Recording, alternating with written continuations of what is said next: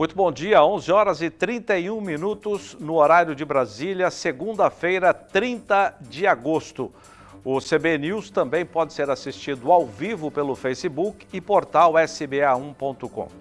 O Banco Central reviu para baixo e pela terceira semana consecutiva a projeção de crescimento da economia do Brasil em 2021. Os economistas agora estimam em 5,22% o PIB brasileiro no ano. Na semana passada, a previsão era de crescimento de 5,27% da nossa economia, informou hoje o relatório Focus do Banco Central. Para o ano que vem, a expectativa do PIB se manteve em 2%. E mais uma vez, há 21 semanas, a expectativa de inflação para 2021 foi elevada.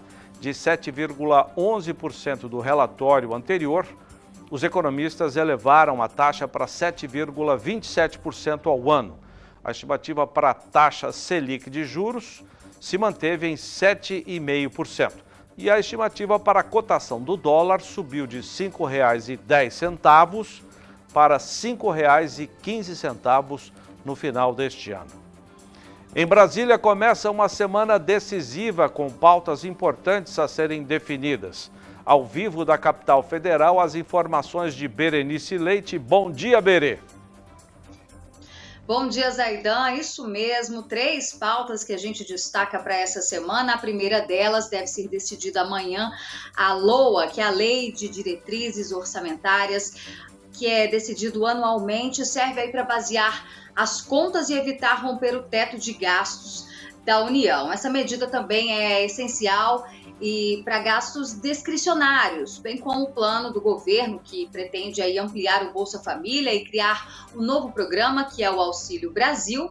E tem também, entre outros destaques, o retorno da discussão sobre a reforma administrativa, que mexe aí com a estrutura do funcionalismo público. E na quarta-feira, o STF retoma as discussões sobre o marco temporal e demarcação de terras indígenas. A gente atualiza ao longo aqui da nossa programação. Zaidan?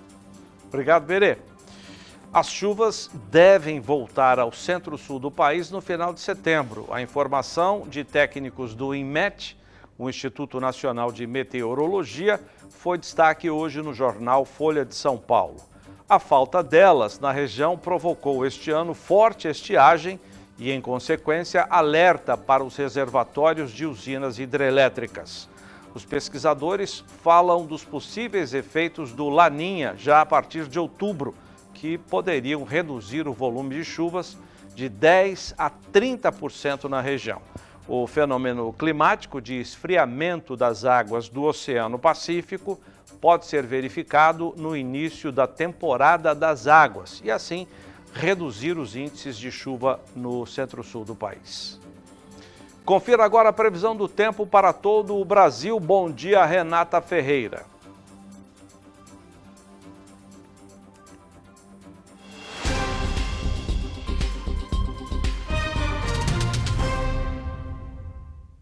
Bom dia, Zaidan. Bom dia a todos. Após vários dias de temporais significativos, a semana começa com redução nas chuvas no sul do país.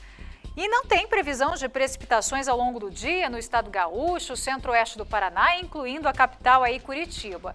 Já nas áreas entre Florianópolis e litoral paranaense, a umidade que vem do mar ainda mantém nuvens carregadas, por isso a previsão aí é de chuva isolada. No sudeste, chance para chuva forte no Rio de Janeiro, especialmente nas regiões da Costa Verde, Médio Paraíba, também Serrana e Metropolitana, com acumulados de mais de 80 milímetros em alguns pontos, superando também em algumas outras áreas os 100 milímetros.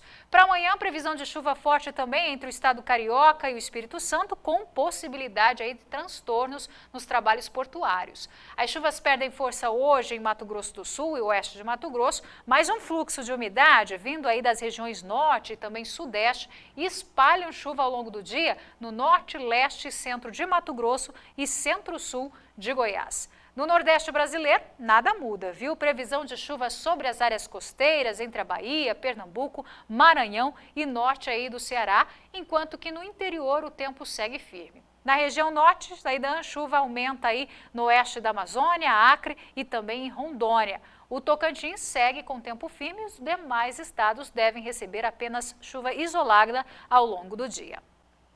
É isso, Zaidan. Daqui a pouco eu volto com mais detalhes da previsão do tempo durante a programação. É com você. Obrigado, Renata.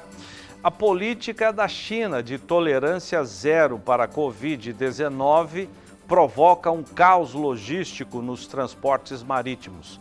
Na China, um terminal do terceiro porto mais movimentado do mundo foi fechado. E com isso, há muito atraso no descarregamento e embarque de contêineres. Ao vivo da Bolsa Brasileira de Mercadorias em São Paulo, as informações de Walter Pulga Júnior. Bom dia, Pulga. Bom dia, Zaidan. Bom dia a você, bom dia a todos. De fato, 25% do fluxo de contêineres desse terminal, ou melhor, desse porto, que é o terceiro maior do mundo, está paralisado porque os médicos chineses detectaram que um funcionário contraiu Covid-19. Bom, fechando esse terminal, mais preocupação para quem trabalha com transporte, né? Essa tolerância zero da China para casos de Covid tem causado um problema para a saída de contêineres, tanto da China como os que chegam. Para se ter uma ideia, o índice Xangai de frete de contêineres, que mede os preços das principais rotas de saída e entrada de carga, principalmente saindo da China, avançou mais de 50%, considerando valores do início do ano. Trata-se de um aviso para todo mundo de que a pandemia ainda não acabou, lembrava a Right Frequency Economics. Bom, analistas de mercado de transporte já apontam caos logísticos causados pela China e por outros portos no mundo, notadamente com a falta de contêineres, dificuldade para descarregamento e carregamento. Isso tem trazido aí muita preocupação e mais. Muitas empresas não recebem insumos para produzir, não conseguem embarcar produtos, fazer entregas rápidas. Isso já causa aí não só uma alta no custo do frete, como alongamento nas entregas. Empresas brasileiras já se queixam da falta de contêineres e de condições melhores para transitar no transporte marítimo, como ocorria antigamente. Bom, problemas à vista, viu, Zaidan? É com você. Obrigado, Pulga. E entidades do agronegócio aqui do Brasil pedem ao governo federal melhoras na logística de exportação de produtos nacionais. Ao vivo do Centro de TV do Canal do Boi, as informações de José Cunha. Bom dia, Zé. Olá, Zaidan, bom dia para você e bom dia a todos. Entidades do agronegócio brasileiro recorreram ao governo federal em busca de medidas que possam aliviar a oferta apertada de contêineres para exportação. O movimento do setor privado está sendo capitaneado pelo IPA, Instituto Pensar Agro. Exportadores alegam que há escassez de contêineres para transporte de cargas, o que resultou em um aumento expressivo do custo do frete e no prolongamento do prazo de embarque. Um ofício encaminhado pela Frente Parlamentar Agropecuária ao Ministério da Infraestrutura e ao Ministério da Agricultura, a pedido do IPA, solicita uma reunião presencial urgente com os ministros Tarcísio de Freitas e também com a ministra Tereza Cristina. A assessoria da FPA disse que a entidade entende que há delimitação de mercado neste assunto, mas que é importante a atenção dos órgãos públicos para essa questão. Mais informações sobre esse assunto você encontra disponível no nosso site, o portal sba1.com. Zaidan. As perdas por geadas atingiram quase 20% das áreas de café em Minas Gerais. O governo promete ajuda aos produtores. Kylie Rodrigues. As fortes geadas ocorridas recentemente no Brasil geraram perdas nas lavouras de café de Minas Gerais, o equivalente a mais de 173 mil hectares. É o que estima a empresa de assistência técnica e extensão rural do estado, o Emater MG. O governo federal busca saídas para manter na atividade os produtores rurais prejudicados. A dimensão do impacto em Minas Gerais fica em linha com projeção citada pela ministra da Agricultura, Tereza Cristina, de que os prejuízos teriam alcançado entre 18% e 20%. Em Minas Gerais está sendo realizado um mapeamento com técnicos da Emater e representantes do setor. De Campo Grande, Kylie Rodrigues. Obrigado, Kylie. O plantio do milho de primeira safra na região Centro-Sul deve crescer apenas 0,6% na temporada 21-22, devido à elevação nos custos de produção. Mesmo com as cotações em alta, a elevação nos preços dos insumos, principalmente dos fertilizantes, tem feito a soja ser mais atrativa para o produtor. É o que aponta a consultoria AG Rural. A área poderia ser maior não fossem as possíveis perdas com os problemas climáticos e o risco da infestação com a cigarrinha. A previsão de crescimento para a próxima safra está estimada em 2.700.000 toneladas, acima do ciclo anterior no verão, quando a estiagem causou perdas. A falta de milho e o preço têm estimulado entidades a buscarem alternativas para a alimentação dos animais. No Rio Grande do Sul, o programa Duas Safras busca incentivar o plantio de culturas de inverno para atender o setor de carnes. Viviane Lara. A diretoria da Farsul está percorrendo o estado para apresentar o programa Duas Safras, que tem como objetivo estimular os produtores a investirem mais em cereais de inverno, principalmente nas áreas que atualmente possuem cobertura verde. A ideia é fazer com que o plantio de culturas alternativas tenham como destino a produção animal e, assim, suprir a falta de milho no mercado e oferecer opções de alimentação para o setor de carnes. Nós, Federação da Agricultura do Rio Grande do Sul, estamos recorrendo às nossas 13 regionais para levarmos a ideia de que podemos avançar e muito no estado do Rio Grande do Sul, sob o ponto de vista econômico.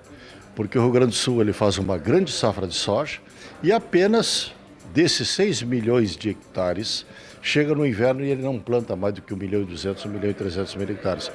Então nós estamos vendo que temos uma grande ociosidade que podemos preencher. Esse projeto ele é tão ambicioso que ele pode, na sua plenitude, mexer até em 7% do PIB do estado do Rio Grande do Sul. Participam do programa entidades como a Embrapa, Farsul e a Associação de Proteína Animal.